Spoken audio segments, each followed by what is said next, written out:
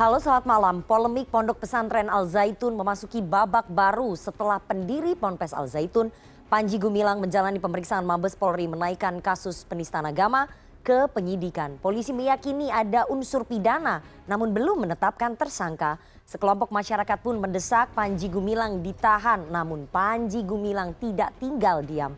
Perlawanan balik dengan menggugat pengurus Majelis Ulama Indonesia secara perdata karena dianggap merugikan dirinya triliunan rupiah. Babak baru polemik Al Zaitun bersama saya Rifana Pratiwi akan membahasnya selama 1,5 jam ke depan dalam Political Show. Salam alaihim, salam alaihim.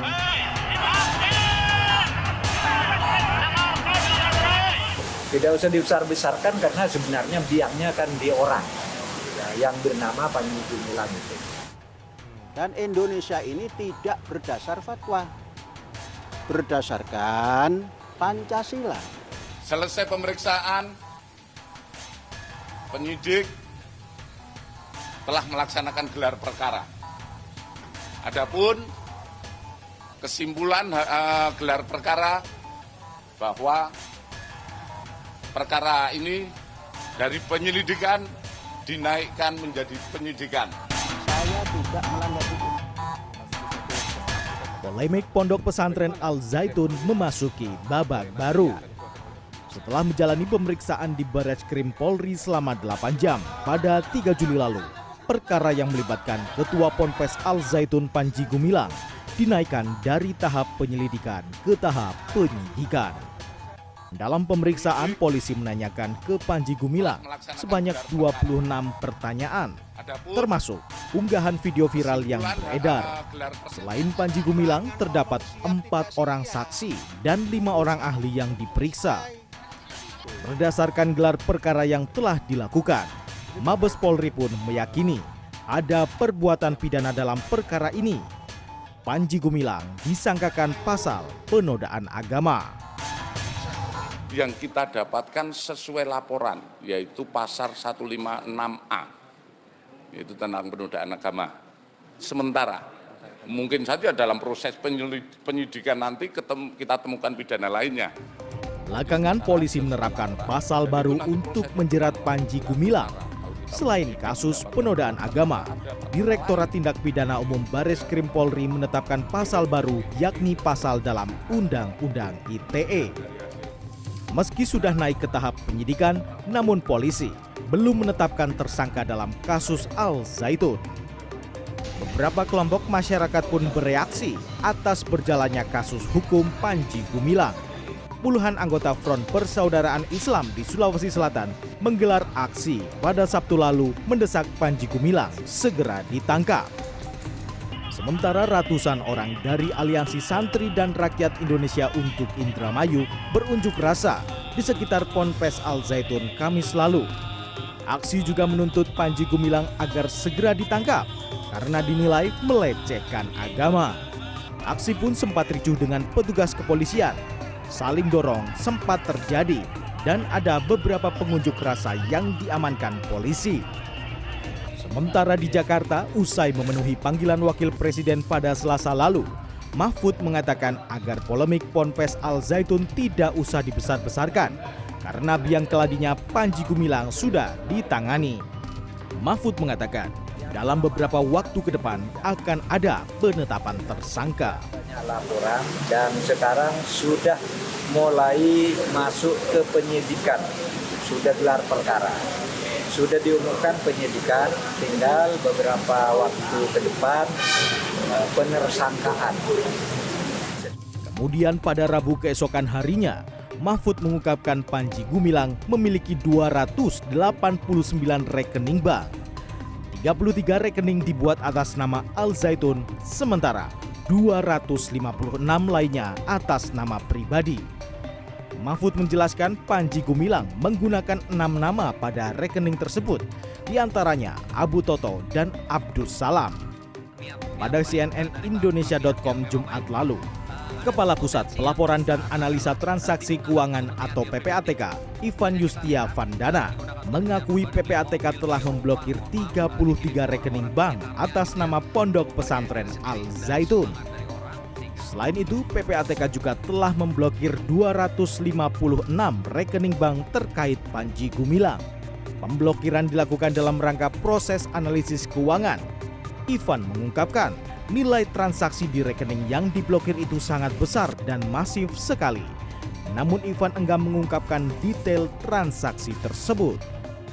Yang menarik, nama Panji Gumilang sering dikaitkan dengan nama-nama petinggi di negeri ini, termasuk Kepala Kantor Staf Kepresidenan Muldoko. Sering dikaitkan dengan Panji Gumilang, Muldoko mengaku bisa saja marah jika terus-terusan dikaitkan dengan kontroversi Pondok Pesantren Al Zaitun.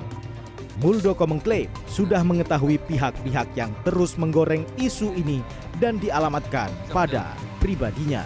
Sebagai warga negara nggak ada kekebalan, siapa aja periksa aja. Gitu. Saya selalu tegaskan. Dan saya sudah berbicara itu sama Pak Panji Gumilang. Lo macam-macam, gue orang pertama ya kan. Beresin. Jangan mantan panglima dibilangnya backing, emang gue preman apa? Sering dianggap mempunyai backingan, Panji Gumilang menyatakan jika backingannya hanya Undang-Undang Dasar 1945. Yang kuat bagi Al Zaitun itu dasar negara dilaksanakan. Itulah backingnya. Undang-Undang Dasar 45. Tim Liputan, CNN Indonesia. Terima kasih Anda masih menyaksikan Political Show. Di segmen kali ini saya akan ajak Anda untuk mengenal lebih dalam tentang polemik kasus di Ponpes Al Zaitun lewat sederet fakta yang kontroversial hingga menjadi perbincangan publik akhir-akhir ini. Ada beberapa deret kontroversi di Ponpes Al Zaitun dan juga beberapa kasus penistaan agama yang terjadi di tanah air. Kita lihat dulu slide pertama, deret kontroversi dari Ponpes Al Zaitun ini diduga terafiliasi dengan gerakan NII atau Negara Islam Indonesia. Kemudian ada staf jemaah bercampur antara laki-laki dan perempuan. Staf berjarak dalam pelaksanaan sholat dan menyanyikan lagu Havenu Salam Aleichem atau nyanyian Yahudi. Ini adalah sumber-sumber yang kami rangkum dari tim Litbang CNN Indonesia. Ini sederet kontroversi. Kontroversi selanjutnya. Oke, kontroversi selanjutnya dari Ponpes Al Zaitun, penafsiran Al-Quran secara serampangan tidak sesuai dengan akidah Ahlus Sunnah wal Jamaah, menganggap Al-Quran karangan Nabi Muhammad, kemudian tertutup dengan warga sekitar serta memiliki pasukan dengan anjing serupa militer. Ini yang berhasil kami rangkum ya kontroversinya, nanti kita tanya.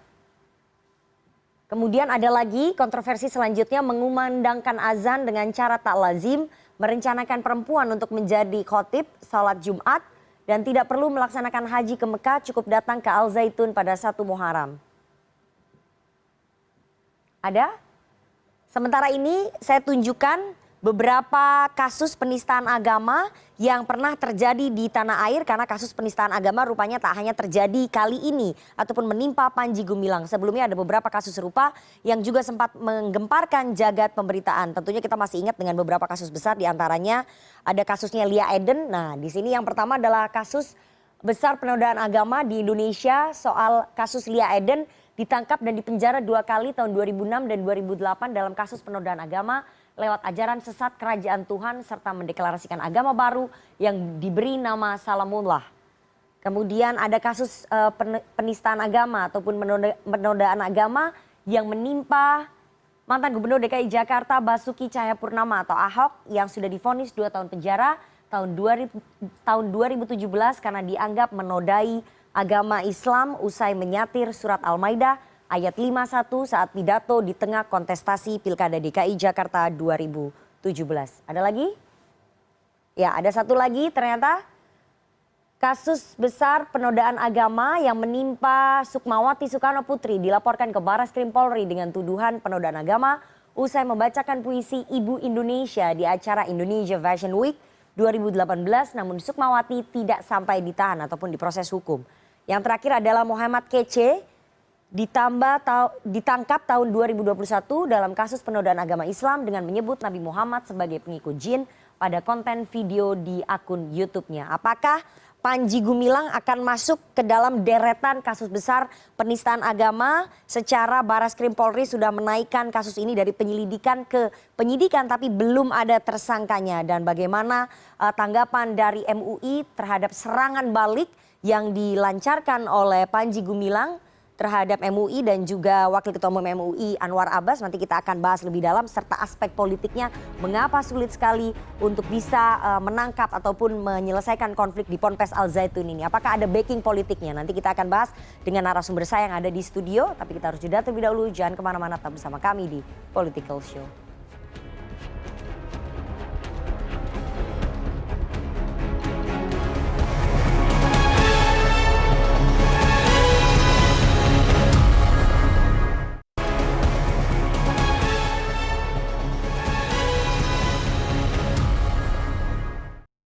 Avenue Salam Aleihim.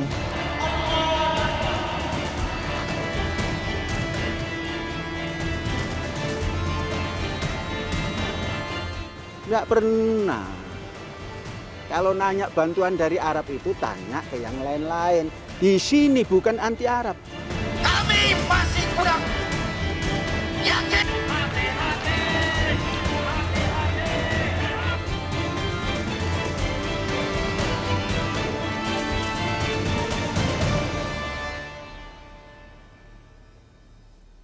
Terima kasih Anda masih menyaksikan Political Show. Polemik Pondok Pesantren Al Zaitun memasuki babak baru. Setelah pendiri Ponpes Al Zaitun, Panji Gumilang menjalani pemeriksaan, Mabes Polri menaikkan kasus penistaan agama ke penyidikan. Polisi meyakini ada perbuatan pidana namun belum menetapkan tersangka. Sekelompok masyarakat pun mendesak Panji Gumilang ditahan, namun Panji Gumilang tidak tinggal diam. Perlawanan balik dengan menggugat pengurus Majelis Ulama Indonesia secara perdata karena dianggap merugikan dirinya triliunan rupiah. Babak baru polemik Al Zaitun bersama saya Rifana Pratiwi akan membahasnya pada malam hari ini, dan kita akan memperkenalkan narasumber yang sudah hadir di studio satu persatu. Saya perkenalkan dari yang paling kanan ada Ketua Forum Indramayu Menggugat sekaligus pelapor kasus Panji Gumilang, Suryadi Carkaya. Selamat malam Pak Carkaya. Malam. Ada juga Wasekjen MUI Bidang Hukum dan HAM Kiai Iksan Abdullah. Selamat malam Pak Iksan. Selamat malam, Assalamualaikum warahmatullahi wabarakatuh. Waalaikumsalam. Ada juga Wakil Ketua Bidang Advokasi dan Jaringan YLBHI Mas Arief Maulana. Selamat malam Mas Arief. Selamat malam Mbak Nana. Dan juga peneliti Lembaga Pengkajian dan Penelitian Islam Pak Taufik Hidayat. Selamat malam Pak Taufik. Selamat malam. Dan bergabung juga melalui sambungan virtual kuasa hukum dari Panji Gumilang ada Pak Ali Saifuddin. Selamat malam Pak Ali. Selamat malam Ibu. Oke. Maaf malam Bu Nana, maaf. Ya. Dan seperti biasanya kami juga mengundang teman-teman mahasiswa yang bergabung secara virtual. Ada Badan Eksekutif Mahasiswa Universitas Parahyangan. Saat malam teman-teman, nanti teman-teman dari Unpar mungkin bisa memberikan kritikan, masukan ataupun pendapat terkait dengan ini. Berminggu-minggu media betul-betul menyorot soal polemik yang terjadi di Ponpes Al Zaitun dan juga Panji Gumilang. Tentu saja yang menjadi perhatian publik ini menjadi pertanyaan juga bagi teman-teman mahasiswa. Nanti mungkin bisa kalian menyampaikan pendapat ataupun mengkritik tentang penanganan kasus ini. Saya mau langsung dulu ke Pak Ali ya. Pak Ali, klien Anda Panji Gumilang dilaporkan ke Barreskrim Polri. Ada 2 pasal yang menjerat klien Anda, yakni pasal penistaan agama dan juga Undang-Undang ITE. Berarti sudah ada unsur pidananya di sana kalau statusnya naik dari penyelidikan ke penyidikan. Respon dari kuasa hukum seperti apa Pak Ali? Ya, terima kasih Mbak Nana kepada semuanya. Ada Mas Arief ya dari YLBHI dan juga yang narasumber yang lainnya. Ya, perlu kita ketahui bahwa terhadap laporan yang dikaitkan dengan penodaan agama terhadap klien kami yaitu Panji Gumilang, yang mungkin sudah diketahui ke khalayak umum dan ini sudah menyebar kemana-mana. Akan tetapi kami selaku kuasa hukum ya menindaklanjuti terhadap kasus hukum ini. Maka kasus hukum ini yang sudah dijalankan oleh Barreskrim terhadap klien kami ya proses hukumnya yang berjalan. Okay. Ya proses hukumnya dari pertama kali undangan ya alhamdulillah ya klien kami sudah memenuhi undangannya. Dan juga karena ini adalah hukum acara hukum acara yang sudah diterapkan oleh Barreskrim, maka akan ditingkatkan untuk apa? Untuk masalah penyidikan. Dan ini kami selaku kuasa hukumnya, tim ya, kami sebagai anggota, ketuanya adalah Pak Hendra. Ya, dalam hal ini kami kurang begitu memahami sepenuhnya ya. Yang ini yang diketahui adalah dari Pak Hendra itu sendiri. Namun ada beberapa yang ingin kami sampaikan. Ya, proses hukum Pak Panji Gumilang atau klien kami ya sudah memasuki tinggal menunggu panggilan kembali atau undangan kembali terhadap kasus hukumnya. Sampai hari ini kami juga belum menerima, ya, selaku kuasa hukum belum menerima undangan atau klarifikasi terhadap itu. Dan juga untuk peningkatan tersangka atau tidak tersangkanya atau gelar perkaranya ini belum dilakukan. Nah, ini di media yang lain sudah ramai ya terhadap statusnya. Ini belum, karena belum ada pemberitahuan ke kita. Dan juga masih banyak proses, ada saksi-saksi ahli yang sudah dipanggil, ada saksi dari kita juga nanti dipanggil. Seperti itu, Mbak Nana. Pak Ali, artinya gelar perkara terhadap klien Anda belum dilakukan, sehingga kuasa hukum optimis bahwa klien Anda belum tentu menjadi tersangka, meskipun kasus ini sudah naik ke tahap penyidikan.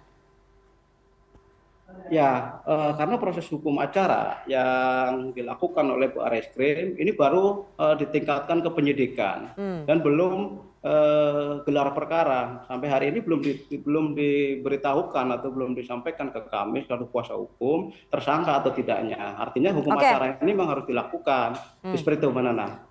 Tapi Menko Polhukam Pak Mahfud MD memberikan sinyal bahwa sebentar lagi akan ada tersangka yang ditetapkan dalam kasus penistaan agama ini setelah naik ke penyidikan. Dari kuasa hukum siap nggak kalau misalnya nanti Panji Gumilang ditetapkan sebagai tersangka? Ini sinyalnya dari Menko Polhukam Pak Mahfud MD. Ya, artinya begini ya. Seorang Mahfud MD atau Profesor Mahfud MD sebagai Menko Polhukam ya seharusnya tidak bisa memprediksi itu. Karena apa? Kewenangannya ini adalah dari Barreskrim. Tidak bisa mengandai-andai. Ini kasus hukum dan berita acara secara hukum ini harus berjalan. Tidak bisa mengandai-andai, ini hukum. Negara kita sebagai negara hukum harus dilakukan terlebih dahulu. Jangan ya kami mohon maaf, ya jangan mengandai-andai sebagai tersangka akan ditingkatkan sebagai penyidik seperti itu. Kewenangannya ada di Barreskrim. Bagaimana Barreskrim itu bersikap sesuai dengan hukum acaranya. Ada panggilan, ada undangan klarifikasi, ada gelar perkara, ada keterangan saksi-saksi. Nah, di situ nanti baru kelihatan. Seperti apa nanti langkah-langkahnya. Kita serahkan semuanya kepada Barreskrim. Seperti apa langkah yang harus dilakukan sesuai dengan hukum acaranya. Artinya Pak Ali dari tim kuasa hukum masih optimis bahwa klien Anda tidak akan jadi tersangka ya? Ya, kita masih optimis, kita pembelaan terhadap klien kami. Optimis tidak jadi tersangka. Saya mau ke Pak Carkaya. Pak Carkaya, Anda kan sebagai salah satu pelapor, Ketua Forum Indramayu menggugat ya. Apakah kemudian pelapor ini sudah diberikan informasi oleh Barreskrim Polri bahwa ketika ada peningkatan status dari penyelidikan ke penyidikan, kemudian ada yang menjadi tersangka? Sudah ada informasi belum? Izin Mbak Nana, itu bukan kita Forum Indramayu menggugat bukan sebagai pelapor. Kita memang yang pertama melakukan aksi demonstrasi dan menyampaikan 5 tuntutan. Tuntutan pertama itu kaitan dengan ramainya isu tentang ibadah yang tidak lazim. Maka itu kita dorong MUI untuk mengeluarkan fatwa. Kalau memang ada tindak pidana silakan. Tapi Anda diperiksa nggak di Barreskrim? Saya diperiksa sebagai saksi. Kemudian isu yang kedua terkait dengan adanya perempuan yang asal Indramayu yang sudah melaporkan ke Polda Jabar tentang tindak pidana pemerkosaan. Yang dilakukan oleh? Yang diduga dilakukan oleh petinggi Al Zaitun. Maksudnya itu ini ada siapa? pelaporannya. Pendirinya atau orang lain? Panji Gumilang atau bukan? Ya itu. Disebut aja dong. Iya, Panji Gumilang. Jadi ada perempuan dari Indramayu yang mengaku diperkosa oleh Panji Gumilang. Pelaporannya ada. Itu laporannya ada di Barreskrim Polri. Di Polda Jabar. Di Polda Jabar. Itu rame 2001. Yang ketiga itu ada kemudian penguasaan lahan yang ugal-ugalan. Itu juga baik pembeliannya menggunakan dokumen orang lain, sampai sekarang pun juga masih ada yang belum dibayar penuh. Kemudian juga 2001 juga ada temuan juga membeli dengan paksaan di bawah NJOP NJOP pada waktu itu 1.800 membeli 500 sekian. Yang keempat itu terkait pembangunan dersus, dermaga khusus atau galangan kapal dan jalan. Ini kan tapi yang ditangani oleh Barreskrim kasusnya adalah penistaan agama dan undang-undang ITE. Anda diperiksa nggak soal dua itu? Diperiksa. Diperiksa. Yang mana yang didalami oleh Barreskrim? Terkait dengan penistaan agama. Penistaan agama. Yang mana yang ditanyakan? Makanya saya ingin tanya. Kayak kaitan dengan itu, kaitan dengan apakah benar masyarakat Indramayu merasa resah. Ya saya jawab memang benar. Merasa resah ya. Kemudian bagaimana? Dengan apa? Resahnya dengan apa? Ya dengan pernyataan-pernyataannya itu yang tidak lazim. Yang tidak lazim menurut MUI dan PWNU Jawa Barat. Itu pada saat selesai Anda diperiksa, Anda dapat informasi nggak setelah kasus ini naik ke penyidikan, kemungkinan yang jadi tersangka siapa gitu? Kalau lihat itu sudah ditingkatkan, berarti kan di situ sudah ada dugaan tindak pidana. Ya sebenarnya sih harus segera, karena kan ini kalau tidak segera didorong, ricuh di bawah. Ricuh itu maksudnya warga Indramayu kenapa? Ini kan akumulasi kebencian dari tahun 2001. Mereka ditindas, kemudian juga orang ini sewenang-wenang ngomongnya, sepertinya dia ini ya kalau mau benar sendiri ya jangan dipublikasikan gitu kan. Ini dipublikasikan akhirnya masyarakat bergejolak dan sebagainya. Jadi Anda yakin bahwa Panji Gumilang akan ditetapkan sebagai tersangka mengingat kasusnya sudah naik ke status penyidikan? Yakin. Oke, yakin ya.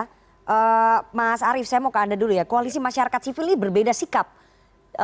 Meminta polisi untuk menyetop penyelidikan kasus penistaan agama yang menimpa Panji Gumilang. Kenapa ini? Apa pertimbangannya Mas Arief? Iya, pertama begini Mbak, kami menghormati hak warga negara untuk melaporkan kasus yang diduga itu ada peristiwa pidananya, yang itu kemudian diproses oleh kepolisian. Itu penting gitu ya, dan itu hak warga negara. Namun yang kedua, pesan kami dari masyarakat sipil terkait dengan penanganan kasus Panji Gumilang ini kan lebih kepada bagaimana pasal penodaan agama itu kemudian digunakan oleh aparat penegak hukum untuk kemudian memproses laporan dari masyarakat. Penting untuk diingat bahwa pasal penodaan agama ini pernah diputus oleh Mahkamah Konstitusi dan dinyatakan pasal ini sangat karet. Ya, harus kemudian dilakukan revisi oleh pemerintah dan juga DPR. Maka dari itu kemudian yang kemudian menjadi catatan banyak sekali orang ya yang kemudian menyampaikan pendapat, menyampaikan tafsir yang berbeda soal keagamaan dan kemudian melakukan praktek yang istilahnya itu berangkat dari paham dan keyakinan yang itu dijamin oleh konstitusi kita, itu kemudian dikenakan juga pasal penodaan agama. Jadi yang dipersoalkan adalah pengenaan jeratan pasalnya ya. Maka dari itu kami kemudian mengingatkan kepada negara, jangan sampai kemudian negara itu ketika melakukan penegakan hukum itu didasarkan pada trial by mob gitu ya. Maksudnya apa nih trial by mob? Karena misalkan ada seperti yang demo tadi dibilang besar, nih. begitu demo besar, ricuh itu tadi. Tuntutan, kemudian ancaman ricuh tadi yang disampaikan. Ya seperti itu kemudian ini dilakukan proses penegakan hukum. Jadi bukan demikian, tapi aparat penegak hukum harus independen dan hati-hati betul gitu loh. Karena pasal ini juga sudah direvisi dengan Kitab Undang-Undang Hukum Pidana yang baru di pasal 300 yang mana itu disebutkan bahwa frasa mengenai penyalahgunaan atau penodaan agama itu sudah dihapus. Begitu ya. Di ketentuan pasal 300 Kitab Undang-Undang Hukum Pidana. Nah, ada juga tadi saya baca berita hari ini pasalnya kemudian dikembangkan, bukan lagi KUHP tapi juga Undang-Undang ITE pasal 28 ayat 2. Artinya Anda lihat pasal ini juga pasal karet yang hari ini sedang direvisi oleh pemerintah dan DPR dan acap kali, sering kali kemudian ini digunakan untuk kemudian mengkriminalisasi mereka yang punya pendapat berbeda dari yang mainstream. Nah itu yang kita khawatirkan. Yang mainstream itu siapa maksudnya? MUI? Ya dalam hal apapun. Dalam hal politik katakanlah ya. Dalam hal agama. Soal tafsiran agama ini yang mainstream yang cenderung dibela oleh polisi. Anda melihatnya begitu Mas Arief? Kita bisa melihat kasus-kasus penodaan agama yang pernah terjadi. Nah, mulai dari kasus misalkan ya. Dulu ada sholat dua bahasa, kemudian tadi disebutkan ada dulu Gavatar mungkin ya yang terdekat ya, dan ada kasus Ahok dan lain sebagainya.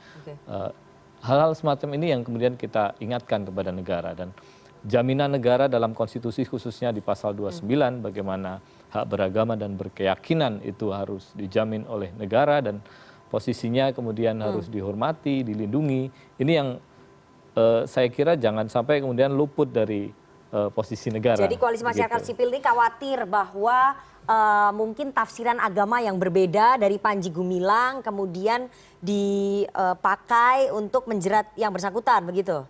Ya. Karena tafsiran agamanya dari MUI, begitu, Mas Arief? Jadi ini pasal penodaan agama yang digunakan itu, ini posisinya ada katakan kan trial sekarang by the mob nih oleh yang majority. Jangan sampai itu kemudian penegakan hukumnya karena ada tekanan, bukan karena memang ini ada memang betul-betul ada tindak pidana, memenuhi unsur-unsur pidana. Anda melihat nggak ada tindak pidana di sini? Ya, kalau dari kami melihat, sipil melihatnya gimana? Ya kami melihat pasal penodaan agama yang dikenakan saja sudah ini bermasalah. Gitu ya. Apa pasal yang kira-kira pas untuk diterapkan di sini? Nah, itu kewenangan kepolisian. Tapi yang jelas pasal penodaan agama tidak tepat ya? Tidak tepat. Dan pasal kami melihat ya, karena ini pasal-pasal yang memang bermasalah. Oke, saya mau ke Pak Iksan. Pak Iksan silahkan, bahwa jangan sampai kemudian tafsiran agama yang berbeda itu dipakai sebagai tekanan kepada penegak hukum begitu. Ya, beragama dan berbeda itu kan dijamin oleh Undang-Undang Dasar 45. Dalam hal ini pasal 29, tidak ada masalah. Tetapi manakala itu melanggar forum internum, dan ini udah juga keputusan Mahkamah Konstitusi ketika beberapa undang-undang diuji oleh MK. Intinya jangan sampai orang yang berseloroh ya atau berstatement atau meluncurkan kata-kata dan kemudian terpublish di berbagai media itu mengganggu forum internum suatu agama. Jadi walaupun sama-sama Islam, tetapi ketika dia berkeyakinan berbeda dan mengganggu forum internum, itu yang nggak boleh. Jadi ada batasan. Maka Undang-Undang Dasar 45 memberi batasan. Kalau semua orang dibebaskan, tidak ada batasan, maka yang terjadi chaos tentu. Itulah pentingnya Undang-Undang PNPS yang sekarang masih dipertahankan dan pasal 156A sekarang juga masih dipertahankan. Ke depan memang sudah ada revisi. Ya, tetapi pembelajaran ini penting supaya tidak ada lagi orang-orang yang model Muzadek dengan Gavatar misalnya, Lia Eden dengan yang lalu itu, kemudian Kerajaan Tuhan, kemudian ada berbagai macam terakhir Kece, Muhammad Kece, dan ini kan tentu adalah koridor pembatasan bagaimana seorang warga negara juga taat hukum. Dan saya kira apa yang dilakukan oleh Mabes Polri, Barreskrim dalam hal ini Dirtipidum sudah tepat. Sangat hati-hati dalam hal menyidik, melakukan penyelidikan dan meningkatkan ketika diduga kuat ada tindak pidana, sekarang menjadi penyidikan dan tentu seterusnya ada tersangka.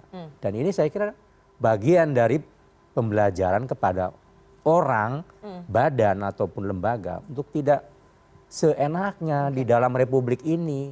Semua ada batasan. Tadi batasannya tidak boleh mengganggu forum internum. Please. Orang mau berpendapat apa silahkan, tetapi ketika dia melanggar forum internum dan mengoyak keyakinan yang ada di forum internum, itu menjadi ranah hukum. Nah itu. Silakan Mas Arief, tidak boleh mengganggu forum internum. Jadi jangan sampai apa yang disampaikan mengganggu keyakinan orang lain. Silakan. Iya, betul, memang ada forum internum, ada forum eksternum yang memang harus diperhatikan dalam hal kemerdekaan beragama dan beribadah begitu ya. Tetapi memang persoalannya begini, dalam kasus penodaan agama ini belum ada standar atau mungkin ukuran-ukuran yang jelas apa yang disebut dengan penodaan agama, penistaan agama, ya yang itu kemudian mengakibatkan tafsir dalam prakteknya dalam penegakan hukum yang disebut penodaan agama itu banyak sekali. YLBHI membuat riset di tahun 2021 kemarin, kita luncurkan beberapa tahun, kita ambil sampel kasus penodaan agama banyak sekali yang kami tangani. Ini masyarakat itu banyak kemudian menganggap bahwa penodaan agama itu sama dengan penistaan agama. Padahal di KUHP itu tidak dikenal yang namanya penistaan agama. Adanya pasal penodaan agama di PNPS 65 itu.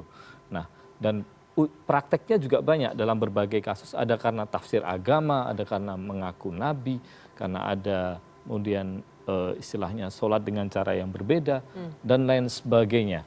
Tapi yang ingin kami katakan begini, ketiadaan standar ini mengakibatkan khawatirnya, jadi sebetulnya ini perbedaan pendapat saja dalam beragama, kemudian dimasukkan dalam kategori tindak pidana. Oke, ini perbedaan pendapat ini yang saja pertama. yang masuk ke dalam tindak pidana. Kemudian yang kedua, apakah kemudian penyelesaian dengan pidana ini adalah penyelesaian satu-satunya?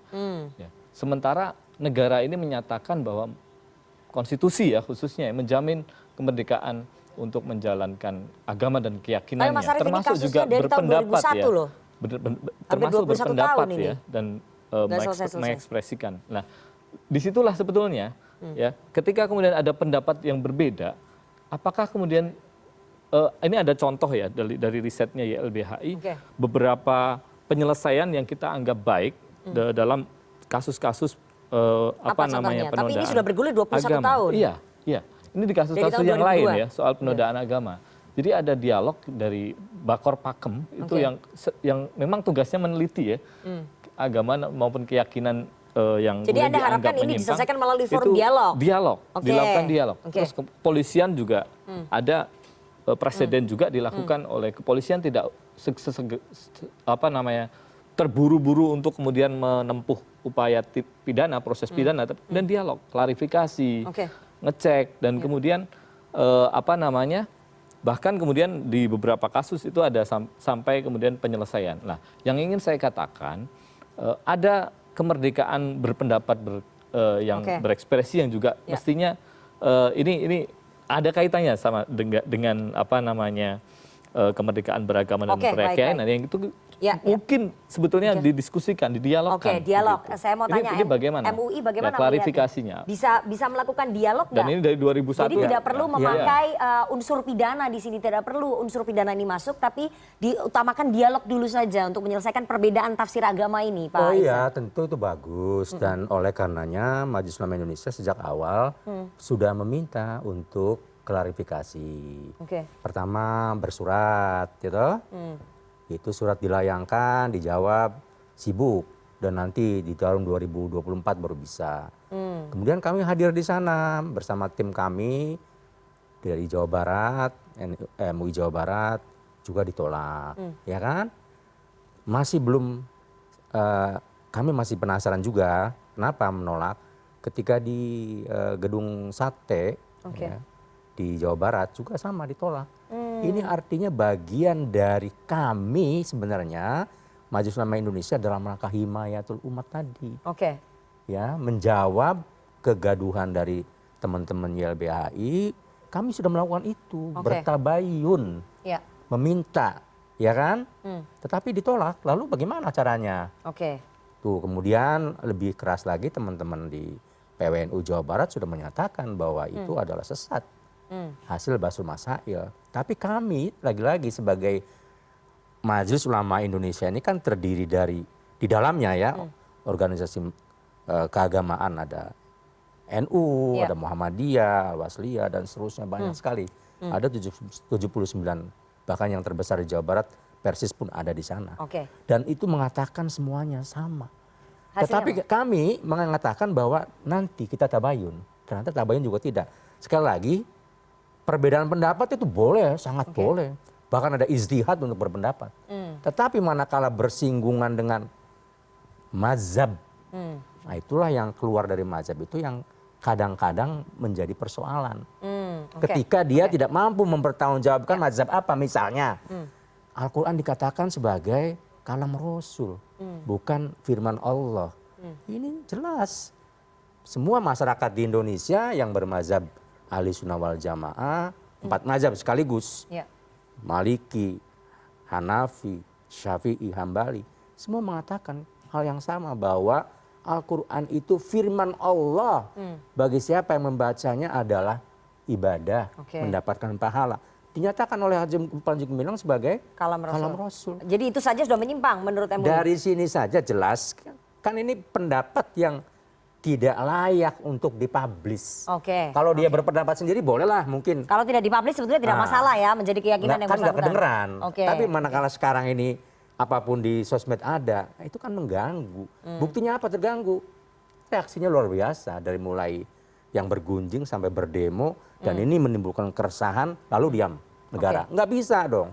Negara harus hadir dan bentuk hadirnya sudah benar menurut pandangan kami dari Majelis Ulama Indonesia, serahkan kepada yang berwajib. Baik, saya mau dan ke sekarang pengacara.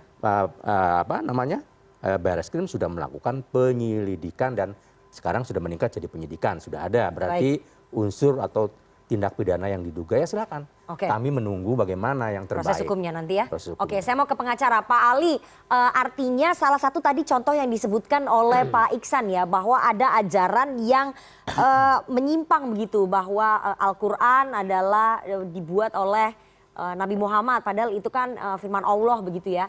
Tapi sekali lagi, apakah memang klien Anda mempercayai ajaran yang berbeda itu ya? Ya, terima kasih Mbak Nana. Oke. Ya, jadi begini, berkaitan dengan kami selaku kuasa hukum atau tim dari kuasa hukum ini, kami sebenarnya belum mengetahui sejauh mana, ya karena itu adalah ranahnya terkait dengan penodaan seperti ini. Kami sebagai tim kuasa hukum hanya mengetahui terkait dengan adanya laporan yang di Barreskrim ini, kami sebagai pendampingnya. Dan juga yang dikaitkan dengan penodaan agama ini berkaitan dengan apa yang dilakukan oleh klien kami, seperti kami tidak terlalu mengetahui terlebih jauh. Nah, ini juga sepengetahuan kami selaku tim kuasa hukum, ya, bahwa yang dikatakan itu kalam apa tadi seperti itu, yang dikatakan itu apakah salam Rasul, apakah itu yang membuat rame di media massa itu apakah betul Jadi yang menyebabkan hasilnya apa soal penodaan kasus penodaan agamanya ini, masa tim kuasa hukum nggak tahu materinya ini loh? Nah, artinya, ini kan kami punya tim ya, yang mengetahui persis dan sekaligus yang ada di situ adalah ketua umum kami, ketua umumnya yaitu Pak Hendra. Tapi kan Anda anggota dari tim kuasa hukum. Nah, kita sebagai anggota, artinya sepengetahuan kita terhadap klien kami ini tidak sepenuhnya di kita. Artinya juga gini, ya sepengetahuan ya yang kami ketahui bahwa pimpinan atau pimpinan pondok pesantren yang yaitu Pak Panji Gumilang ini ya sepertinya tidak pernah mempublikkan. Mungkin ada orang lain yang mempublikasikan. Tapi kan itu disampaikan di depan umum, Pak Ali. Pendapat-pendapat berbeda itu disampaikan di depan umum yang kemudian didokumentasikan oleh pihak lain. Mengapa pendapat berbeda itu disampaikan di depan umum, di depan orang banyak? Kenapa tidak dikip sendiri? Tidak ketahui, tidak kami ketahui ya. Yang tahu adalah ketua dari tim itu Mbak Nana. Oke. Begitu. Tapi Anda pernah nggak bertanya ke klien Anda, kenapa punya pandangan berbeda begitu? Kalau tadi Mas Arief bilang sebetulnya sah-sah saja punya pandangan berbeda ya, Mas Arief ya, tentang tafsiran agama. Anda pernah tanya nggak kenapa klien Anda tiba-tiba punya pandangan ataupun tafsiran berbeda terhadap ajaran agama Islam? Nah, yang ditanyakan itu adalah dari ketua tim ya, Pak Hendra itu menanyakan sepenuhnya. Nah, kami cuma hanya terus jawabannya apa? Pak Hendra, ya seperti itu.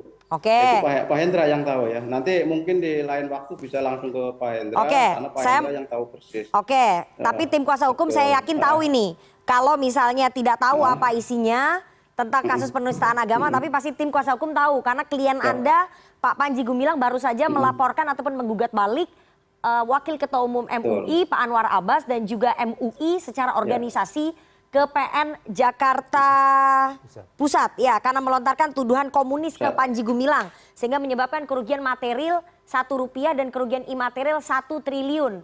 Ini apa ini? Ini bentuk perlawanan balik dari klien Anda, Pak Panji Gumilang. Artinya kalau nggak merasa ya, kita sebagai tersangkut kasus penodaan agama, kenapa harus menggugat balik? Nah, ini kan berbeda dengan kasus penodaannya dan juga berbeda dengan apa yang kita gugat. Berbeda, bukan nggak nyambung. ke sana karena ini medianya rame ya, ada yang mengatakan komunis lah, ada yang mengatakan ini dan itu segala macam. Nah, ini berkaitan dengan yang komunis itu, kami dengan gugatan yang kami layangkan di Pengadilan Negeri Jakarta Pusat itu, nah, dia adalah sebagai hak dari Pak Panji. Nah, Pak Panji maunya menggugat, bagaimana seperti apa yang harus digugat. Nah, gugatnya itu adalah satu, apa saja. Nah, di situ sudah terjelas. Artinya hak seorang warga untuk menggugat ya sah-sah saja kita sebagai warga negara Indonesia. Oke, gugatannya kenapa perdata? Nah, ini menurut kan ini berbeda ya, ada yang menyatakan apakah itu berpidana ataukah langsung kepada perdata. Ya, ini kan kita sah-sah saja mau perdata atau mau pidana. Yang jelas kita memiliki hak seperti itu. Nah, lebih cepat karena klien kami maunya perdata, ya udah kita perdata, kan seperti itu. Oke, jadi klien Anda tidak melihat ada unsur pidana, tapi merugi secara material aja, makanya digugat perdata begitu? Ya artinya bukan masalah perdata atau pidananya yang tidak diketahui ya mungkin klien kami juga tahu ya pidananya seperti apa yang dilakukan juga seperti tahu. Tapi mau lebih cepat yaitu adalah perdataannya dulu. Mungkin seperti itu. Mungkin nanti dia yang akan datang ya mungkin bisa jadi terjadi adanya suatu pelaporan terhadap apa? Terhadap ya Pak Panji sendiri yang merasa dirugikan dan banyak yang dirugikan terhadap. Oke, jadi nanti ke depannya kuasa hukum sedang mempertimbangkan menggugat secara pidana ataupun melaporkan secara pidana. Ya terhadap polisi. Itu ya kemungkinan besar bisa seperti itu. Oke, ya saya mau ke Pak Iksan. Pak Iksan, respon MUI ketika digugat di PN Jakpus soal tudingan itu Pak, komunis yang disampaikan oleh Waketum MUI Pak Anwar Abbas dan juga MUI secara organisasi dibilang merugikan Pak Panji Gumilang secara material dan juga imaterial sampai 1 triliun. Ya, itu kan tadi apa yang disampaikan oleh pengacaranya Pak Ali tadi. Saya kira ya sah saja orang menggugat. Tapi jangan lupa bahwa sebaiknya Panji Gumilang fokus pada persoalan, inti persoalan yang sekarang ini sudah dalam penyidikan. Dan itu tidak membuang energi karena apa yang digugat itu sesungguhnya kan persoalan yang berawal dari pernyataannya Panji Gumilang. Yang tentu saja ini harus diklarifikasi oleh yang bersangkutan. Bukan kemudian Majelis Ulama Indonesia yang harus mengklarifikasi dengan menjawab gugatannya.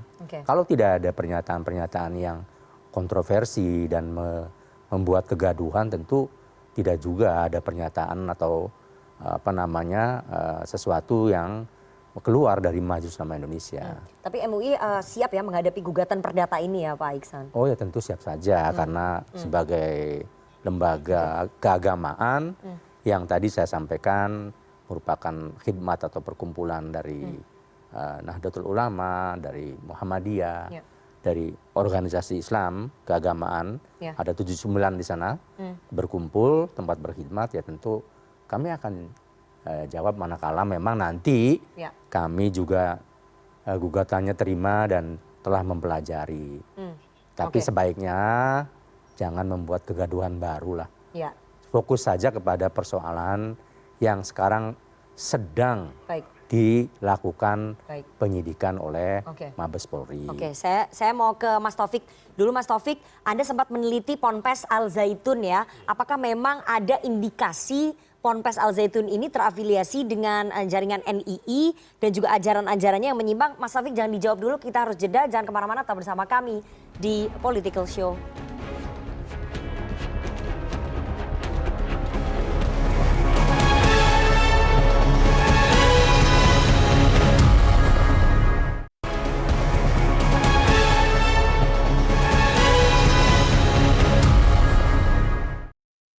Avenue Salam Aleihim.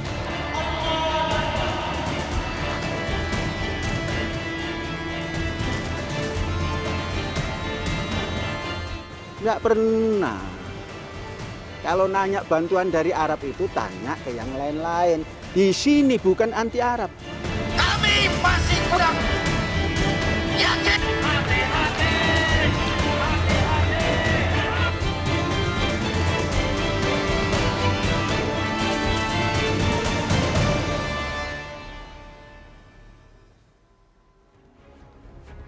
Terima kasih, kita masih bergabung di Political Show dan saya akan langsung bertanya ya ke Mas Taufik. Mas Taufik, tadi sebelum break saya sudah tanya, Anda kan sempat melakukan penelitian ke Ponpes Al Zaitun. Kabarnya masuknya aja susah menembusnya. Apakah kemudian dari hasil penelitian Anda memang melihat ada yang terafiliasi dengan jaringan NII dan memang ada ajaran-ajarannya yang memang dalam tanda kutip menyimpang begitu? Iya. Kami dari LPPI itu sekitar bulan November tahun 99 itu sudah melakukan, boleh dibilang penyusupan lah, dengan kami pakai perangkat wartawan, lalu berhasil mewawancarai Panji Gumilang hampir 5 jam. Jadi waktu itu benar-benar kita kuliti lah Panji Gumilang itu, sampai pada akhirnya Panji Gumilang mengakui bahwasanya memang dia adalah Abu Toto. Nah, karena di kalangan teritorial orang taunya itu adalah Abu Toto. Nah, cuman bahasanya dia menyatakan udahlah itu masa lalu. Yang penting kita bangun masa depan. Nah, itu ada pengakuan itu. Oke. Yang kedua, hasil penelitian daripada kami juga melakukan investigasi ke pesantren Gontor. Nah, kamilah yang pertama kali membongkar Panji Gumilang ada tulisan AS Panji Gumilang. Akhirnya kami ketemu dengan Kiai Syukri Jakrasi almarhum. Kami cari di buku induk, akhirnya menemukan namanya Abdus Salam. Abdus Salam, kelahiran Sembunganyar. Itu Panji Gumilang? Iya, itu Panji Gumilang. Dari situ kami juga ke tempat istrinya Panji Gumilang, Ibu Khotimah, di Menes. Nah, di situ kami ketemu pamannya dan ditujukanlah rumah di sana Abu Toto ya, atau Abu Bakar, yang udah hancur, namun ada satu kamar yang masih terawat lah. Di situ kami menemukan ini, karena sudah dapat izin dari pamannya Ibu Khotimah yang menikahkan Panji Gumilang sama Ibu Khotimah, ini tabanas atas nama Imam Prawoto. Oke, itu apa tuh? Anaknya Panji Gumilang. Oke. Tabanas, kemudian ini slip gajinya. Coba ditunjukin ke kamera. Ya, ini tabanas milik Imam Prawoto. Depannya mungkin ada tulisannya tabanas. Tabanas. Okay. Nah, ini slip gajinya Khotimah, istrinya Panji Gumilang. Okay. Dan ini ijazah daripada istrinya Panji Gumilang. Artinya Panji Gumilang adalah orang yang sama yang disebutkan di teritorial sebagai Abu Toto. Dan itu diakui dalam wawancara dengan Anda semua selama 5 jam saat itu ada dari Sabili, dari Gatra juga ada. Oke. Yang kedua, kami juga agak kaget keterangan dari paman beliau. Kami tanya, kok ini kenapa ini berceceran? Waktu itu tidak diambil oleh tentara. Mereka sebut tentara dari Kodim. Karena tahun 80-an terjadi penggerbekan di rumah, kita sebutlah Panji Gumilang lah, di Menes, di mana dalam penggerbekan itu ditemukan buku Das Kapital. Yang saat itu yang punya buku itu tuh hanya orang komunis, hanya orang PKI. Jadi yang dikatakan oleh Pak Anwar Abbas itu menurut Anda itu benar? Bahwa yang bersangkutan Panji Gumilang terafiliasi dengan ajaran itu? Kalau dilihat dari ajaran bagaimana terjadi penindasan di teritorial maupun di Al Zaitun, penindasan terhadap karyawan-karyawan.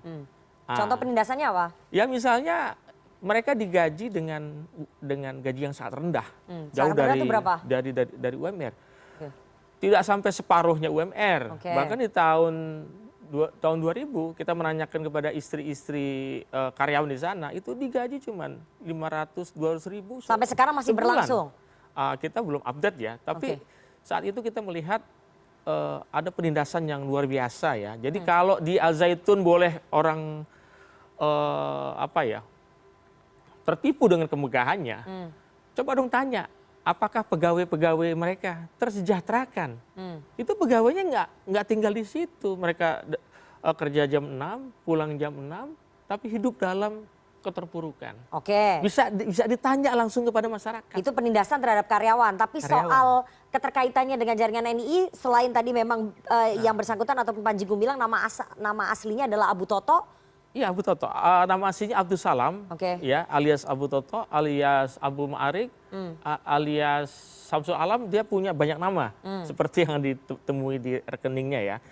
Namun yang saya ingin sampaikan adalah jelas sekali temuan Majelis Ulama Indonesia temuan Kementerian Agama itu jelas sekali membuktikan bahwasanya ada hubungan relasi yang kuat antara NI KW9 teritorial dengan bukan saja dengan Abu Toto tapi dengan Mahat Al-Zaitunnya.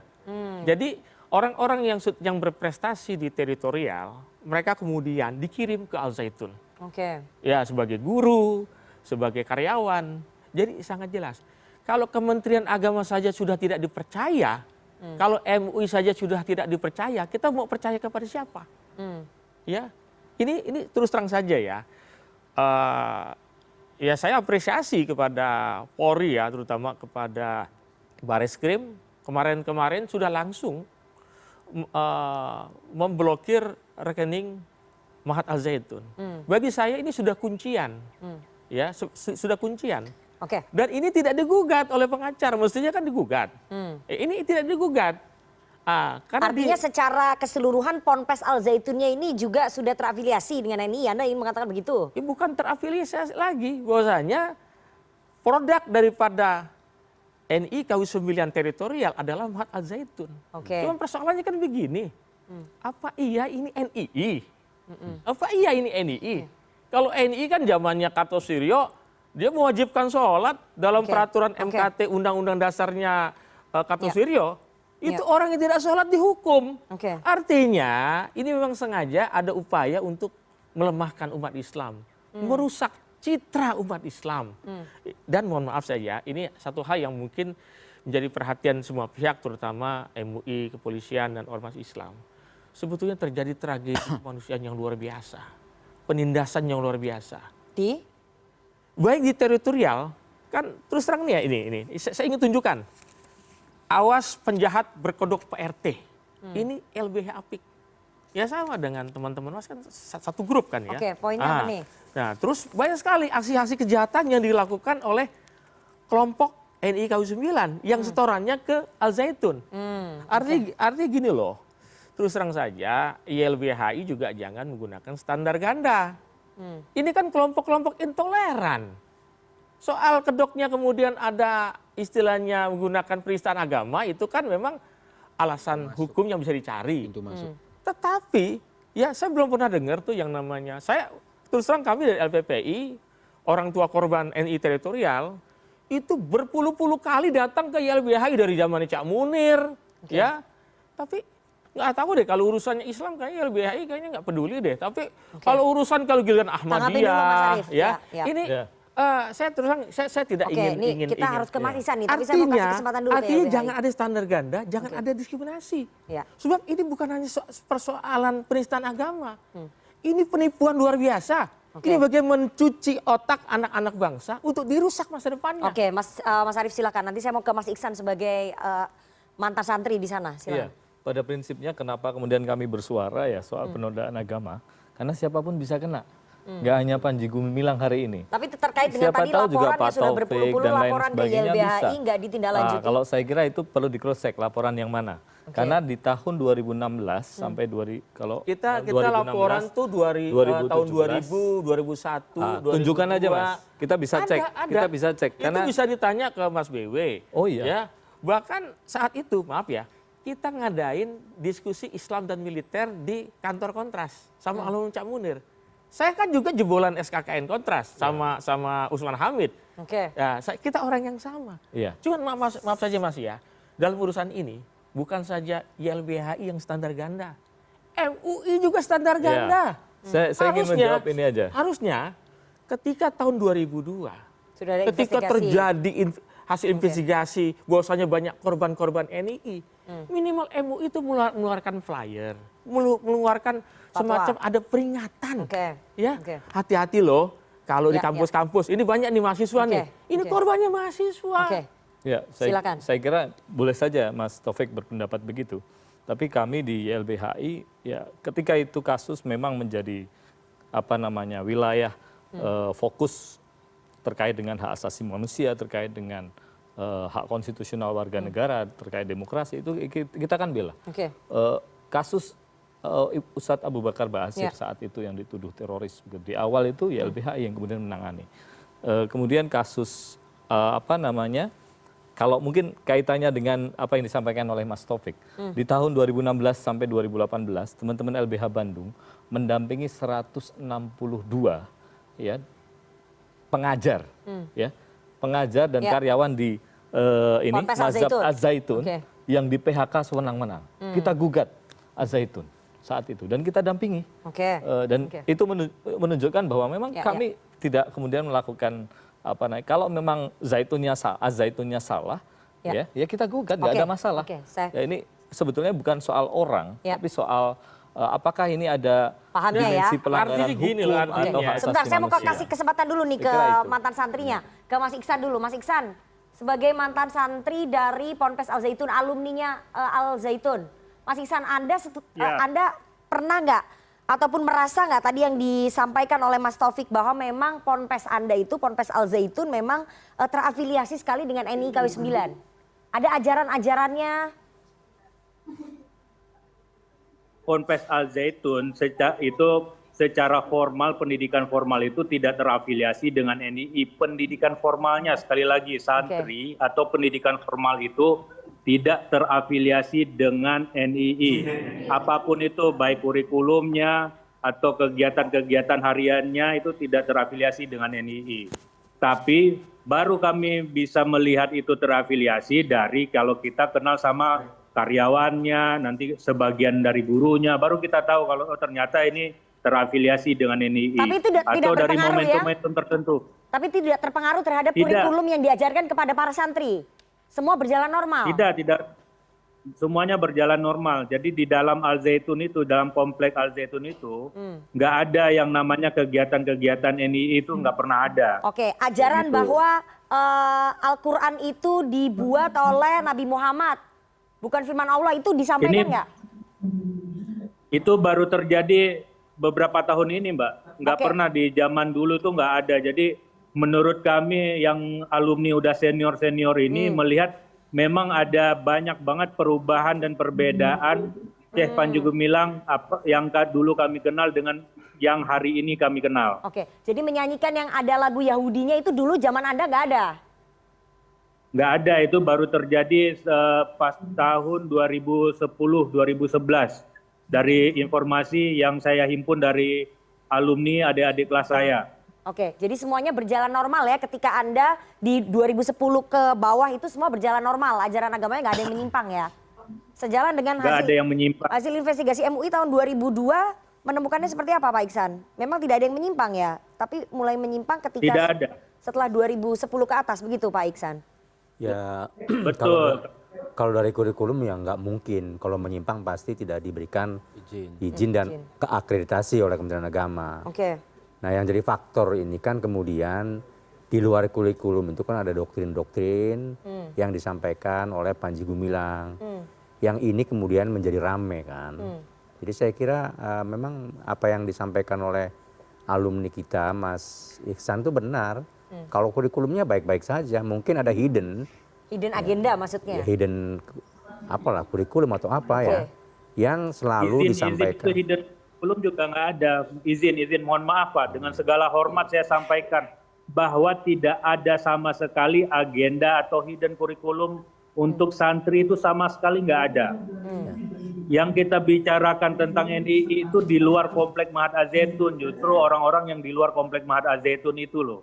Gitu Pak, yang underground. Jadi kalau untuk santri itu benar-benar semalam itu kata Pak Firman, mantan pegawai Al-Zaitun, namanya pegawai Al-Islah dulu di Hotel Al-Zaitun, beliau mengatakan bahwa pengalaman beliau kalau sudah di dalam komplek Al-Zaitun tidak ada seorang pun boleh membicarakan tentang NII. Nah, begitu. Jadi di dalam komplek Mahat Al-Zaitun itu harus clear tentang NII. Jadi nggak ada sesiapapun boleh bicara tentang NII gitu. Iya, jadi apa yang disampaikan benar. Bisa jadi ada cruiser, ada kapal pesiar yang ini tidak kelihatan bagus di luar, tetapi di dalamnya kan ini perusak. Dan itu baru terjadi belakangan. Ya kan luncuran atau kata-kata atau statement yang disampaikan kan jelas tuh menggambarkan bahwa Panji Gumilang ya itulah yang merusak Az-Zaitun kan. Jadi memang yang bertanggung jawab ya hanya dia seorang. Iya dong, harus dipisah. Dari dia sendiri ya. Maka yang karena itu merupakan perbuatan pribadi yang bersifat yang harus mempertanggungjawabkan secara hukum ya memang ya dia harus mempertanggungjawabkan. Oke, saya ingin putarkan ya statement dari Menko Polhukam Pak Mahfud MD. Apakah betul memang yang masalahnya biang keroknya hanya di Panji Gumilang? Kita dengarkan sama-sama. Nah itu yang Al-Zaitun ya, pidana terhadap orang. Lalu terhadap institusinya, kita sementara ini berpendapat itu supaya diselamatkan sebagai lembaga pendidikan dan dibina untuk menjadi lembaga pendidikan yang sesuai dengan visi dan misinya yang tertulis. Tidak boleh ada kegiatan terselubung dan penyisipan kegiatan-kegiatan yang tidak sesuai dengan peraturan perundang-undangan. Tidak usah dibesar-besarkan karena sebenarnya biangnya kan di orang ya, yang bernama Panji Gumilang itu. Ini udah di tangan ya. Lembaganya kita lihat perkembangan kita. Oke, Mas Ihsan, Anda sebagai mantan santri di situ memang sependapat ya dengan Menko Polhukam bahwa biangnya memang di Panji Gumilang, kalau di Ponpesnya di santrinya nggak ada masalah. Ya benar, karena semua kegiatan yang seperti Pak Taufik ungkapkan tadi, kegiatan-kegiatan beberapa saksi yang kayak Mas Ken itu semuanya terjadi justru di tengah-tengah masyarakat loh, bukan di dalam komplek Mahat Al-Zaitun. Di tengah masyarakat. Jadi undergroundnya Al-Zaitun. Oke, iya, praktek demikian itu ada di tengah-tengah masyarakat, di Jakarta, di Tangerang, di Banten, di Bandung, Semarang, semuanya. Gitu. Bukan di dalam komplek Mahat Al-Zaitun. Komplek Mahat Al-Zaitun itu hanya monumen buat mereka aja. Jadi mereka akan datang ke Al-Zaitun ketika momentum tertentu aja gitu. Seperti yang sholat Idul Fitri itu bukan santri ya kabarnya? Bukan, itu bukan santri. Santrinya sedang berlibur di masyarakat itu. Oke. Pak Ali, klien Anda dianggap ya biang kerok dari semua persoalan ini ya hanya Panji Gumilang. Jadi yang harus ditindak tuh sebetulnya secara pidana hanya klien Anda. Kalau persoalan klien Anda ini selesai ya berarti Ponpesnya bisa dibina kalau menurut Menko Polhukam. Ya, terima kasih Mbak Nana. Berkaitan dengan biang kerok atau bukan. Jadi kan proses hukum ini kan masih berjalan. Ya, ini masih berjalan. Nah, dalam konteksnya pada hari ini adalah masalah tentang penodaan agama atau penistaan agama. Ini jangan lebar-lebar. Jadi saya bingung nih. Saya juga pusing nih. Apa yang harus kami jawab? Sementara kami tidak mengetahui dapurnya Al-Zaitun itu seperti apa. Namun proses hukumnya kalau memang ternyata dinyatakan terhadap tindak pidana penodaan agama, ya proses hukum kan masih berjalan, belum bisa ditentukan, tidak bisa mengatakan bahwa pimpinan Al-Zaitun itu dalam hal ini Panji Gumilang itu sebagai biang kerok, itu kan tidak bisa seperti itu. Karena apa? Proses hukumnya ini masih berjalan. Biarkanlah dulu, biar berjalan dulu. Proses hukumnya supaya seperti apa nantinya. Baik, saya kasih kesempatan ke Mas Taufik. Supaya ditegakkan dulu. Mas Taufik. Jangan melebar kemana-mana. Sampai ke NII lah, sampai seperti itu. Nah ini kita tidak tahu dapur seperti apa. Gitu saya mau kasih kesempatan dalam hal ini, ayolah kita. Bentar Pak Ali, saya tahan dulu. Saya mau kasih kesempatan ke Pak Taufik. Pak Taufik silahkan. Ini yang biang keroknya hanya Panji Gumilang aja, Ponpesnya gak ada masalah. Ya, saya terus terang mengecam pernyataan Prof. Mahfud MD. Kenapa? Yang pertama, ini kan sudah masuk dalam wilayah penyidikan. Tapi dia langsung mengkat, langsung mau lokalisir ini hanya Panji Gumilang. Nah, ini nggak boleh Pak Mahfud nih, mohon maaf loh. Pak Mahfud, saya punya foto, 20 tahun lalu saya sudah bicara masalah ini sama Pak Mahfud ya. Jadi Anda sudah pernah ketemu dengan Mahfud MD 20 tahun yang lalu? Ada fotonya, sudah bicara tentang saya. Ponpes Al-Zaitun. Ponpes Al-Zaitun. Jawabannya apa pada saat itu? Ya saat itu karena memang waktunya singkat ya beliau tidak terlalu banyak. Tapi saya sudah pernah kasih buku ini sama Pak Mahfud MD. Santri Al-Zaitun sesat. Jadi persoalan Mahat Al-Zaitun ini harus dilihat secara menyeluruh. Apa hal-hal yang memang terjadi pelanggaran hukum. Jadi bukan hanya soal penistaan agama.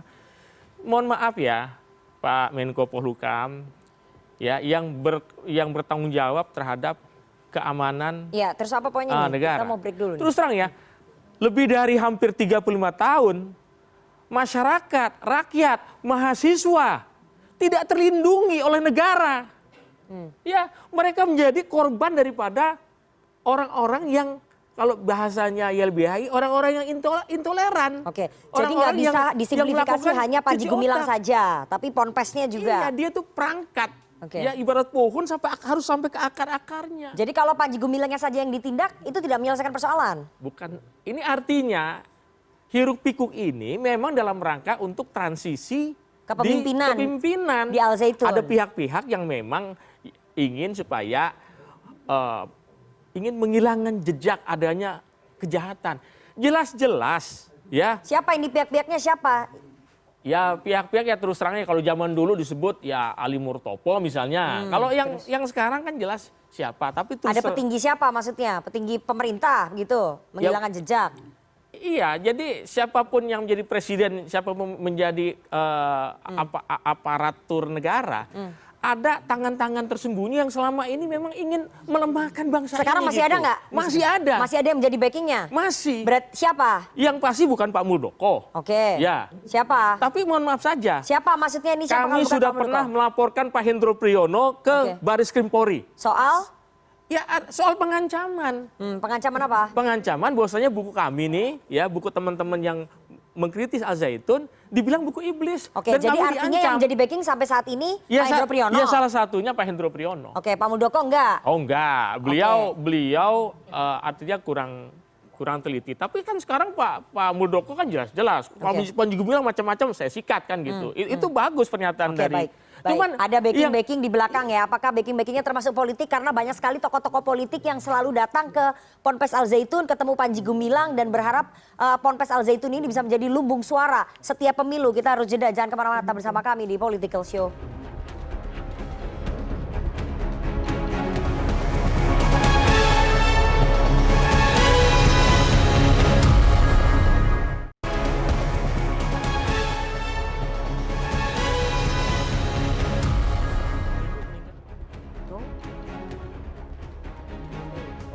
Tahu banget. Terima kasih Anda masih bersama kami di Political Show dan kita langsung bergabung dengan teman-teman dari Badan Eksekutif Mahasiswa Universitas Parahyangan yang sudah mengikuti diskusi kita pada malam hari ini. Ada Nadinka dan juga Evelyn sebagai perwakilan dari teman-teman BEM Unpar. Silakan Nadinka. Nadinka dulu. Ya. Ya, halo selamat malam semuanya kepada bapak-bapak yang sudah hadir dan juga Mbak Nana ya.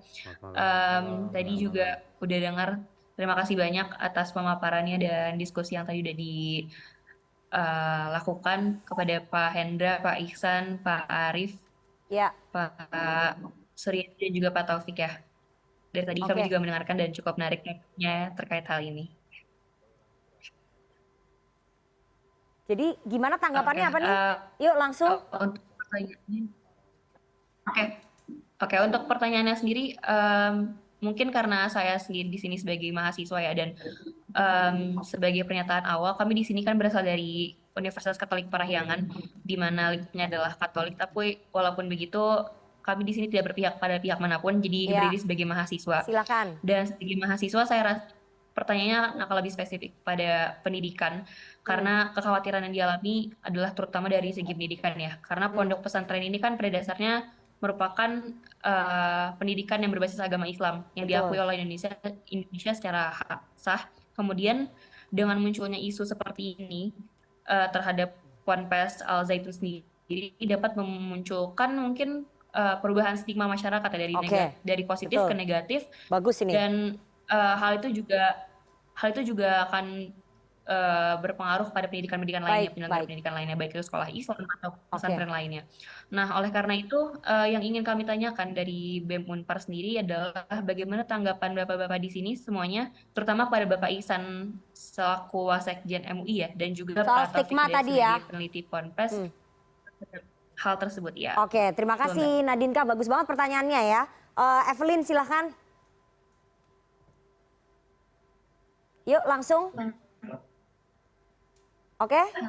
Ya, selamat malam kepada Bapak dan Ibu. Yuk langsung agak dipercepat. Mungkin saya sebagai mahasiswa, kami melihat dari sudut pandang yang warga masyarakat sadari dan pertanyakan kurangnya peran Kementerian Agama, khususnya Direktorat Jenderal Pendidikan Islam yang menangani Direktorat, kurang dalam pengawasan dengan banyaknya kasus ataupun kontroversi yang terhadap Ponpes Al Zaitun sejak lebih selama 27 tahun. Baik, baik. Lalu dengan demikian kritikan maupun saran yang ingin kami sampaikan kepada pemerintah dan khususnya Kementerian Agama. Sinyalnya kurang bagus tapi saya udah dapat poinnya soal pengawasan dari Kementerian Agama. Mohon maaf sekali. Terima kasih Evelyn dan juga Nadinka tadi. Saya mau langsung kasih kesempatan ke Pak Iksan. Kalau soal pengawasan Kementerian Agama itu juga menjadi sorotan sebetulnya ya. Kenapa Kementerian Agama cenderung kurang cepat begitu menyelesaikan persoalan ini begitu. Tapi tadi apakah ini akan nanti dikhawatirkan merubah stigma masyarakat Pak terhadap pendidikan di Ponpes gitu? Ya, Nadika dan Evelyn, saya kira adik-adik bagus ya. Bagaimana stigma kepada santri dan selanjutnya. Saya kira harus dipisahkan antara perbuatan orang dengan mahad ya, yang di dalamnya ada santri, ada pengajar dan lain-lain. Tentu ini hal yang berbeda ya. Terhadap mahadnya tentu saja ini harus diselamatkan, dilakukan pembinaan, dilakukan reorientasi baru bagaimana melakukan kemudian ke paham-paham keagamaan yang lurus dan komitmen kebangsaan yang benar. Ini adalah tugas kita semua, termasuk tugas pemerintah dan anak-anak di sana, anak didik, santri dan lain-lain. Tentu ya harus mendapatkan pengajaran sesuai dengan konstitusi kita untuk mendapatkan hak memperoleh pendidikan dan seterusnya. Oke, Mas Suryadi ini agak berbeda ya. Kalau tadi kan sudah dijawab soalnya pertanyaan teman-teman mahasiswa oleh Pak Iksan. Tapi ini saya berbeda menyambung tadi yang disampaikan oleh Pak Taufik soal backing ini. Tapi Anda sebagai warga Indramayu melihat nggak sih bahwa sosok Panji Gumilang ini memang kuat backing politiknya? Karena kita lihat ada beberapa tokoh politik yang selalu datang ke sana, mengunjungi, menjelang pemilu, membutuhkan suara dan diharapkan Ponpes Al Zaitun ini bisa menjadi lumbung suara di setiap pemilu gitu. Memang sekuat itu ya backing politiknya? Anda kan sebagai politisi PD Perjuangan juga. Faktanya ya hak pilih potensialnya cuma 816. Jadi sebenarnya itu hanya stigma saja. Dan tapi pengaruhnya dia sebagai patron di sana? Kita sepakat dengan kawan dari YLBHI ya bahwa kebebasan berpendapat itu memang ya harus kita jaga. Tetapi ini kita kan ada 3 isu yang kemudian alasan kita mendasar kemudian mempublikasikan atau mengadvokasi. Yang pertama itu saya yakin di dalamnya ada tindak pidana. Bukan hanya 2 itu. Yang kedua, itu ada kejadian kemanusiaan. Yang ketiga ada penindasan manusia atas manusia. Itu ngomongin politik kebijakan publik. Ini kan selama bertahun-tahun itu prakteknya terjadi. Kenapa sulit sekali kemudian menyelesaikan polemik ataupun peristiwa pidana di sana? Apakah karena memang Panji Gumilang ini backing politiknya kuat? Kalau dulu mungkin iya. Sekarang? Karena kalau dari sejarah saya nggak mau masuk ke NII karena saya tidak berkompeten ya. Dulu itu kan dikuasai atau didirikan oleh rejim Orde Baru. Relasinya masih ada. Nah sekarang saya yakin itu udah barang kosong itu. Tindak aja secara hukum. Jadi backing politiknya seorang Panji Gumilang sekarang udah luntur begitu ya? Menurut saya sudah nggak ada.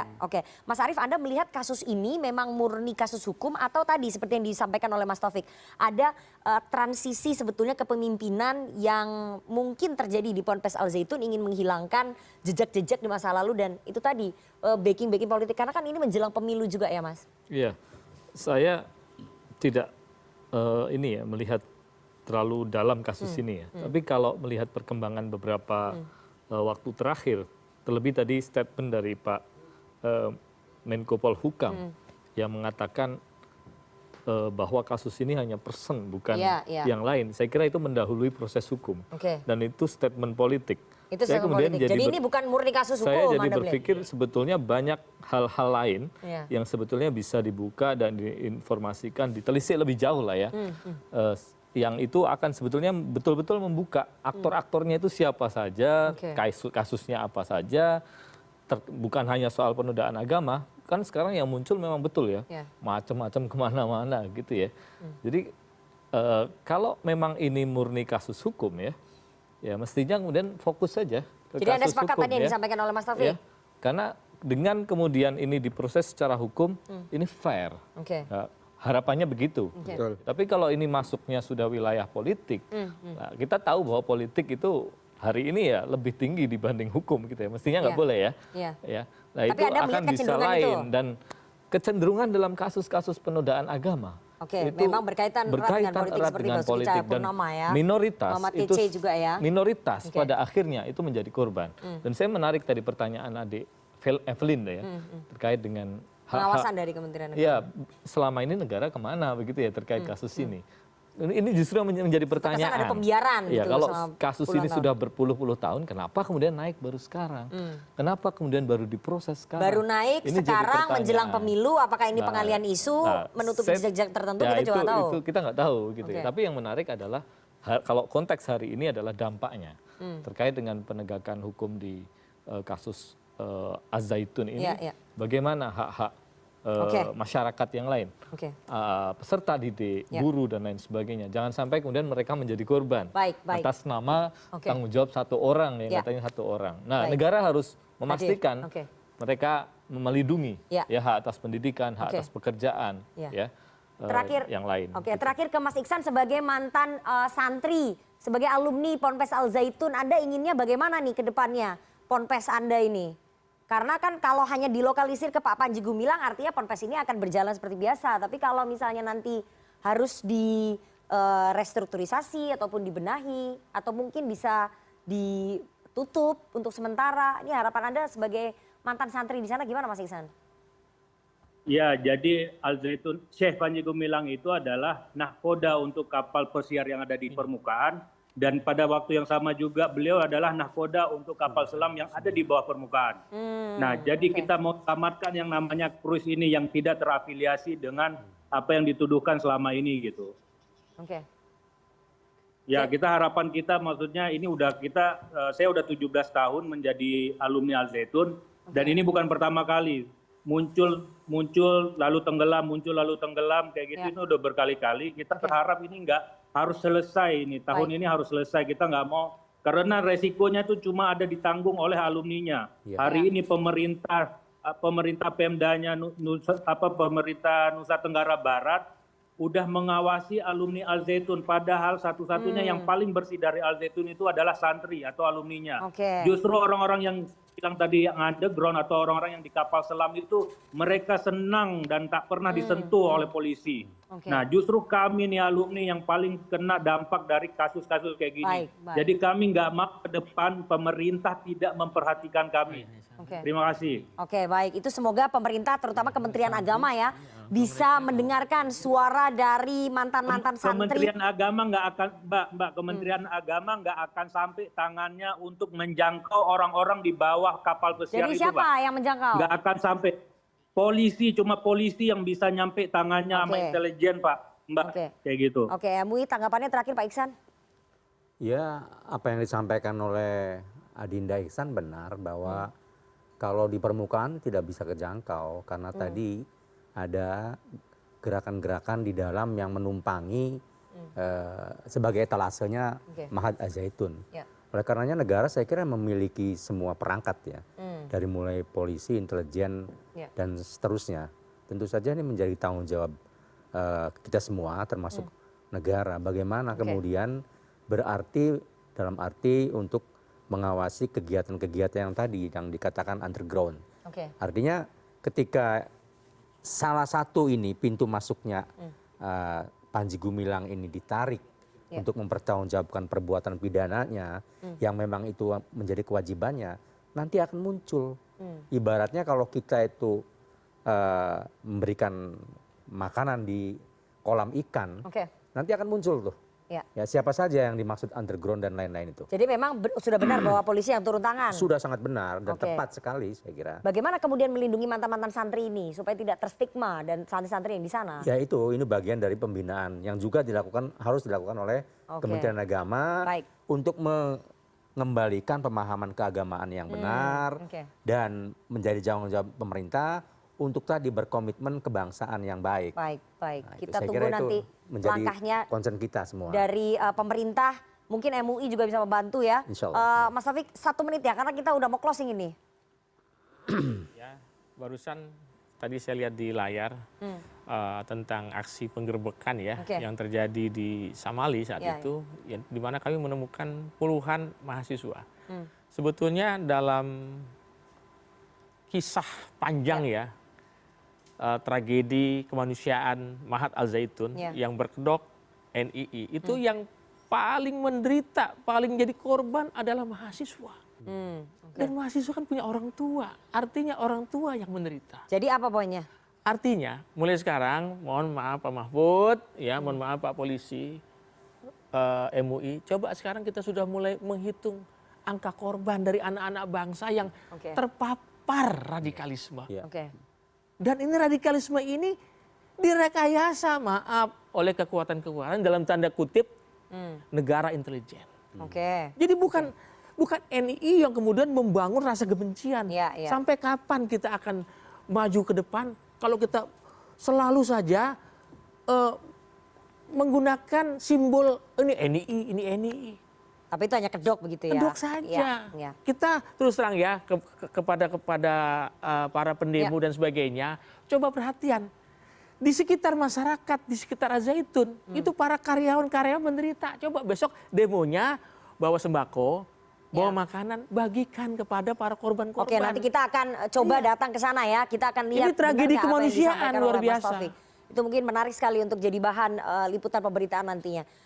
Masukannya ditampung Mas Taufik. Terima kasih Mas Taufik dan juga narasumber yang lain. Setelah ini kita akan mendengarkan sentilan dari teman-teman komisi.co tentang polemik Al-Zaitun yang hampir 20 tahun lebih tidak selesai-selesai. Apakah episodenya akan selesai tahun ini? Kita harus jeda terlebih dahulu. Jangan kemana-mana, tetap bersama kami di Political Show.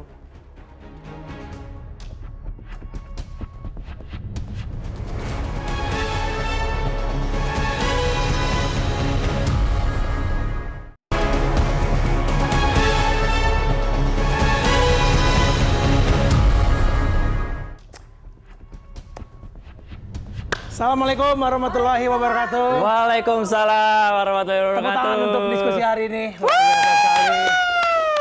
Gila, ini kita stand up komedian Pak, membahas tentang agama, jujur agak deg-degan sebenarnya. Betul. ITE baru berlaku. Itu satu. KUHP baru berlaku 3 tahun lagi. Tapi kita jujur agak tenang sekarang. Kenapa? Sebenarnya. Karena ketika kita masuk, kita lihat, kita membahas full semua agama. Semua orang-orang yang datang juga paham agama. Tapi mahasiswa yang datang dari Universitas Katolik Parahyangan. Loh, mereka juga paham. Juga paham. Saling menghormati, Saling toleransi. menghormati. Tapi itu Benar. juga menunjukkan kalau CNN ini adalah media yang paling toleran. Tepuk tangan untuk CNN, keren sekali. Iya. Karena kalian main tiap minggu di sini. Iya. Iya, benar. Dia kali ini. Hari ini kita pembahasannya cukup menarik. Apa tuh? Ya. Pembahasannya ini temanya adalah babak baru polemik Al-Zaitun. Oke. Kalau kita nih Mbak, bapak-bapak sekalian kita tuh sering dikasih tahu sama Mbak Nana. Kita kalau membahas seseorang, itu tuh kalau kita bahas negatifnya, kita juga harus bahas positifnya. Kita tadi coba membahas tentang Pak Panji Gumilang. Ya. Kita bahas tentang negatifnya, jadi itu materi agak banyak. Pas kita coba cari positifnya, kita coba bela. Jujur kita nggak nemu Mbak. Nggak ada. Nggak ada. Mohon maaf. Iya, saya nyari celana jadi Mbak, materi 5 jam saya ngomongin. Oke. Wah, saya cari pembelaannya, 5 jam saya pusing. Ini di mana nyari pembelaannya nih orang nih? Makanya dari sini kita harus apresiasi kuasa hukumnya Pak Panji Gumilang. Oke. Setiap hari dia mencari cara membela Pak Panji Gumilang. Setiap hari pagi dia bangun, wah ngomong apa lagi nih Panji Gumilang. Setiap pagi itu Pak. Iya, karena banyak statement-statement aneh yang keluar dari Bapak Panji Gumilang. Misalnya? Salah satunya itu adalah sholat harus berjarak sepanjang lengan. Iya ada itu. Nah, Ya, saya pernah baca tuh. sebagai umat muslim yang ilmunya masih cetek ya, saya penasaran, ini tuh dalilnya dari mana? Tafsirnya dari mana? Ternyata kata dia adalah, oh karena untuk menghindari bau mulut. Oke. Hah? Jadi saya abis denger itu jadi merasa makin bodoh. Masa cuma karena bau mulut? Kalau gitu kan nggak perlu dibikin peraturan sholat berjarak. Dibikin aja peraturan harus sikat gigi. Iya, nggak perlu sholat berjarak dong. Iya. Pintar. Benar. Tepuk tangan, cerdas. Mungkin kalau itu mungkin nggak akan bikin heboh kayak gini. Betul. Terus satu lagi yang kita juga baca di Twitter banyak banget. Katanya kalau berzina bisa tebus dosa. Dan udah ada nilainya 2 juta. Itu di Twitter bilang begitu. Pak, saya belajar agama dari kecil Pak. Saya tahu semahal apapun duniawi ini nggak akan bisa membayar akhirat, Pak. Itu yang saya tahu, Pak. Maksud gua kalau misalnya benar kita bisa menebus dosa dengan uang, nanti di akhirat kan kita bakal kacau. Misalnya aku udah masuk akhirat gitu. Aldo, dosa kamu banyak. Kamu berjudi, kamu berzina, kamu berbohong. Saya masuk neraka, Pak. Enggak, totalnya 17.600.000. Ini kamu mau cash apa QRIS? Jadi bingung kalau gitu, Pak. Dari pembayaran lainnya ya. Jadi bingung. Dan statement-statement anehnya juga ada, katanya kalau untuk berhaji itu nggak perlu ke Mekah. Bisa di Indonesia aja. Bisa di Indramayu bahkan. Di pesantren Al Zaitun. Ini kan kasihan orang-orang Indramayu yang udah beli tiket ke Mekah ya. Iya kan, mereka udah beli tiket ke Mekah. Yes, akhirnya saya haji. Pas sampai sana, sorry mas, haji di Indramayu. Ya ngapain saya kesini? Balik lagi naik travel. Iya, naik Argo Puro. Jadi repot. Dan satu lagi juga kita baca di artikel juga tadi, Pak. Apa tuh? Ternyata di Al Zaitun ada kapal. Dan dibikin sendiri. Ada kapal yang buat sendiri. Oke. Ada kapal di Al Zaitun. Dan jujur, katanya itu adalah namanya Project Nabi Nuh. Nih, mohon maaf nih siapapun yang bikin kapal. Project Nabi Nuh itu adalah untuk banjir bandang, bukan banjir hujatan. Kalau banjir hujatan itu nggak bisa pakai kapal. Itu beda. Itu harus akun baru. Ya, dan kalau kita lihat dari Project Nabi Nuh ini kan, biasanya kalau diceritakan Nabi Nuh itu membawa orang-orang yang percaya sama dia. Jadi untuk bapak-bapak MUI ini, kayaknya bapak nggak akan diajak nih nanti.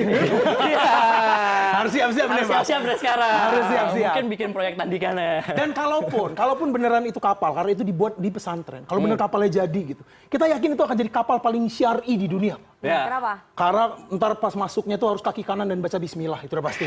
Masuk kapal. Tidak akan ada nahkoda kapal, adanya imam kapal. Ini imam kapal.